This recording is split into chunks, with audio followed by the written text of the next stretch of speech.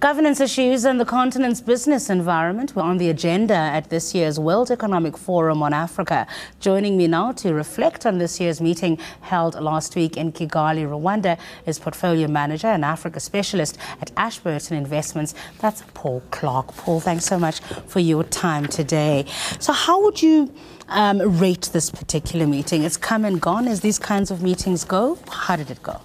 So, these meetings are a fantastic forum for leaders of government, business leaders, and then NGOs, even young leaders, entrepreneurs, all to get together and to look at ways of solving problems. And so it's a really great networking meeting. Of course, there are a lot of plenary sessions, a lot of people talking the big picture issues. Yeah. A lot of issues we've known about on the continent for a long time. They're the obvious ones: infrastructure backlog, power, the business environment, and so on.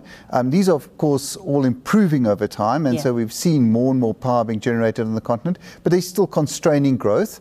Having said that, of course, the IMF thinks, although growth will be constrained this year across the continent, from next year onwards, we'll see it started to rise to about 5%. So there are constraints to the economies, but that doesn't mean to say that nothing's been done. Well, for everybody that I've spoken to who attended the meeting said they felt there was a little bit more of a sense of urgency this time around not only prioritizing certain things, but implementing them. Was that your sense as well? Yes, definitely. And of course, everybody knows and countries know that they need to diversify their economies, especially countries with sort of single large exports, oil, for example. But many countries in Africa export raw materials. And during the commodity price upswing into 2010, that benefit many economies. Of course, economies were diversifying, but perhaps not enough.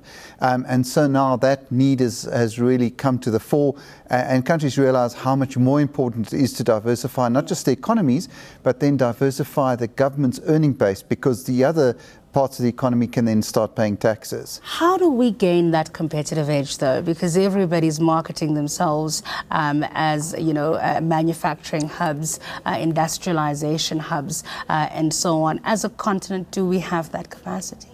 I think so.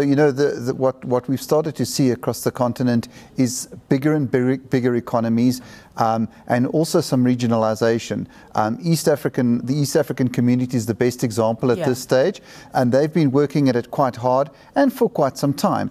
So they started probably back in 2007-8. So this isn't new. But the finance minister from Rwanda, for example, said that just by focusing on the non-tariff barriers, so the things like how do you move goods across the borders with one set of documentation, etc. So just the normal sort of making the borders work easily means that in a place like Rwanda, which is quite central in Africa, it now only takes 5 days for a container to get from the port of Mombasa, and it used to take 21. So there are a lot of things that can be done, and a lot of things that can be achieved if governments grab the nettle and move forward. So it's not going to be quick, of course, but there is steady progress. But I think, we heard quite a few people say, urgency, urgency, urgency. And then the Vice President for Africa from the World Bank say the most important thing in his last few words was implementation. So I think people understand that. And I certainly got the sense this year that there's much more of a focus. And, of course, our own Finance Minister, Pravin Gordhan, as he closed the conference and invited people to the next WEF forum, which is going to be in South Africa next year, he said that he'd like to see more sessions in WEF Africa looking at what we've achieved and making sure we're measuring our achievements properly, rather than just talking about what needs to be done. What needs to be done. A big focus was also on innovation, because the big theme in Davos was around the fourth industrial revolution. How far are we in terms of just ensuring that we don't get left behind again with this new technological and digital transformation? I think that the benefit of the fourth industrial revolution for the continent of Africa, I think, is that people can use technology and thereby gain competitiveness and sort of gain marketing. For example, let's say I've got a small B&B in Accra, and and I'm a lady who's perhaps a single mother or a single person, and I run this B&B. By joining something like Airbnb, I suddenly become globally connected with not an enormous amount of outlay from myself. And capital expenditure or anything like that. And a lot of the new technologies make it really easy to use. So technologies aren't really designed to be complicated and difficult for the man in the street.